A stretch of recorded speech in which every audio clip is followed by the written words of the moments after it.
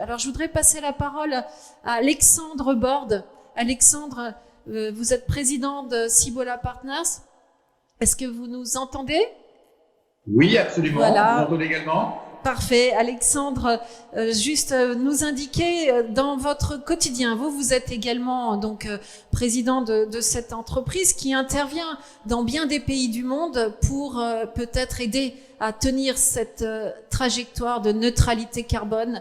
Comment doit-on faire? Où cela est-il entendu? Et quelle est la place des entreprises françaises pour accompagner cette neutralité carbone dans les autres pays du monde?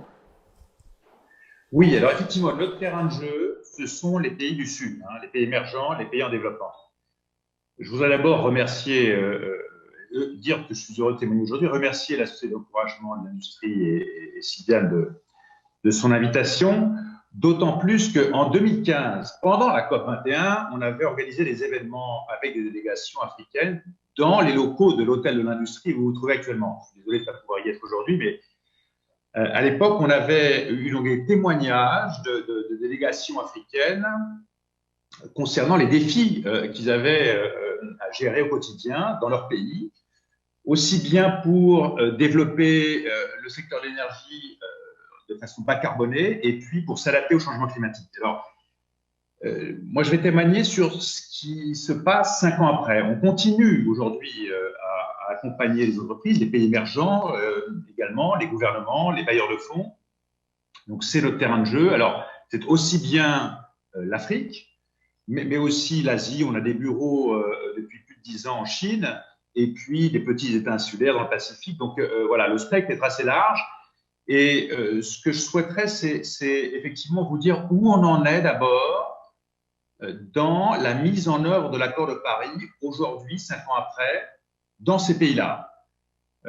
Parce qu'effectivement, 5 ans après, ces pays-là ont l'exigence, c'est un des articles de l'accord de Paris, de rendre compte de leurs efforts et de dire où ils en sont. Alors, de ce point de vue-là, je pense que effectivement, la particularité, c'est qu'évidemment, l'accord de Paris engage non seulement les pays développés, mais aussi les pays du Sud, les pays émergents, à réduire leurs émissions de gaz à effet de serre et donc à avoir un développement bas carbone et résilient au changement climatique, parce que, à vrai dire, leur première préoccupation, en tout cas pour les pays les moins avancés, c'est de s'adapter au changement climatique. Ils ont, à vrai dire, une empreinte bas carbone relativement faible.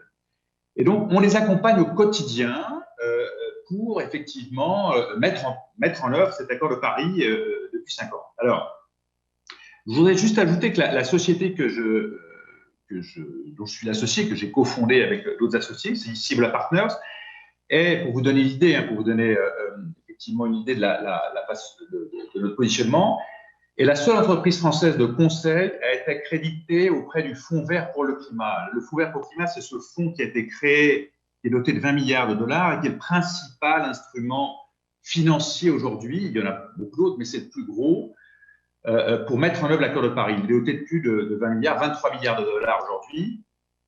Et donc, c'est un instrument extrêmement important. Et on est accrédité en tant qu'observateur. Il y a 3 autres banques qui sont accréditées en tant qu'intermédiaires financiers, qui sont l'AFD Proparco, la BNP et le Crédit Agricole, et nous, comme société de conseil auprès des gouvernements.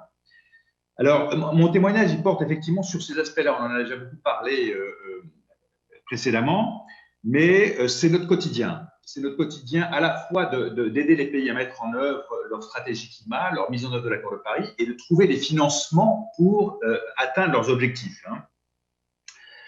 Alors, à la fois en termes de réduction des émissions de gaz à effet de serre et donc en termes d'adaptation, le corollaire, c'est l'accès à la finance, évidemment, parce que la plupart de ces pays n'ont pas forcément les moyens d'un développement bas carbone, ni de s'adapter au changement climatique. Tu vois, c'est la responsabilité des pays du Nord, et donc c'est aussi leur plaidoyer au cours lors des négociations internationales. Donc, il y a dans ces promesses des pays du Nord, européens, nord-américains, y compris les États-Unis maintenant, on l'espère, c'est de les aider à atteindre leurs objectifs tels qu'ils sont décrits dans l'accord de Paris, hein, donc les aider dans la mise en œuvre de l'accord de Paris. Alors, il y a plusieurs sujets, il y a les transferts de technologie, et c'est là que les entreprises françaises ont des marchés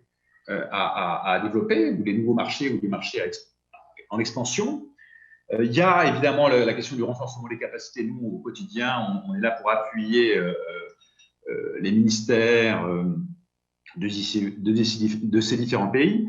Vous avez des pays où il y a au ministère de l'Environnement 5 personnes. Donc évidemment, à eux 5, ils doivent suivre 200 conventions internationales sur la question environnementale, et donc on est là pour les appuyer. Et puis, vous avez la question des financements, qui est évidemment ce qui est le nerf de la guerre.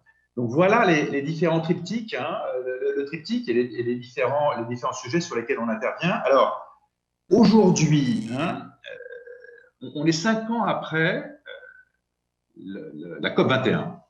Juste un mot pour conclure, Alexandre. Comment conclure en un mot, quel est, pour les 5 ans qui viennent, le sujet à adresser? Alors, d'abord, je voulais quand même dire qu'on s'était fixé de financer les pays du Sud à hauteur de 100 milliards et on est en train d'y arriver. Ça, c'est une première chose, hein. Je pense qu'on n'a pas les chiffres de 2020, on n'est pas encore à la fin de l'année 2020, mais les transferts nord-sud devraient atteindre 100 milliards comme promis. Maintenant, ce qui est important, c'est de continuer et les flux financiers continuent, je veux dire, vont croissant. Et de ce point de vue-là, ça a été mentionné par un certain nombre d'acteurs précédents, Gabriel Gauthier par exemple sur le secteur de l'énergie, les besoins vont continuer à être croissants en termes de développement non carboné, en termes d'adaptation au changement climatique, avec par exemple le dessalement des eaux. Et donc, il y a des vrais marchés pour les entreprises françaises qui sont à portée de main, si j'ose dire, dans ces pays-là, avec des flux de plus en plus importants financiers pour aider ces pays-là à mettre en place des projets, à mettre en place cette technologie. Donc, c'est ça qu'il faut suivre dans les 5 années à venir, parce que ça va crescendo. Et aujourd'hui, en 2020, ces pays-là sont en train de mettre à jour leurs objectifs de 2015, de l'accord de Paris, et ce sont des objectifs qui sont encore plus ambitieux, à la fois en termes d'atténuation et en termes d'adaptation au changement climatique. Et nous avons les technologies, un certain nombre d'industriels français ont les technologies pour aider ces pays-là à atteindre ces objectifs. Et les financements sont là également, sans doute pas suffisants, mais il y en a déjà quand même de plus en plus et de manière considérable. Et donc là est l'enjeu, et je pense que c'est ça le message principal, hein, c'est de dire oui, là il y a des opportunités, et il faut les saisir. Formidable. Merci beaucoup, Alexandre. On entend qu'il y a pour les entreprises françaises de grosses opportunités à aller chercher à l'international, hein, en Asie, en Afrique, dans bien des endroits du monde, ces nouveaux marchés de cette innovation sur laquelle nous, on a les solutions, on les a construites, on les a développées depuis maintenant bientôt plus que 5 ans. Mais quoi qu'il en soit, il y a déjà 5 ans, on les trouvait les solutions, elles existaient. Et aujourd'hui, il faut aller les vendre et les exporter. À nous d'y aller, nous les Français.